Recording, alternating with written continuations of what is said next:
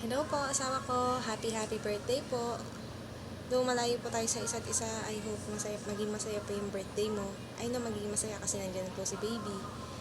Um, Wish ko lang po sana stay strong and healthy ka po. At the same time po, sana matupad mo na rin yung pangako mo sa akin. Alam mo na po kung ano yun. Thank you for being a responsible father to our son. Lagi ko pong pinagpapasalamat yun. And sobrang happy po ako na dumating po kayo sa buhay ko. Kaya yung dalawa po ni baby yung inspirasyon ko. Kaya mas nagiging matatag po ako kahit malayo po tayo sa isa't isa. Miss na miss ko na po kayo. Kayo ni baby. Nung wala po ako dyan, lagi ka po nandito sa puso ko, asawa ko. Mahal na mahal po kita.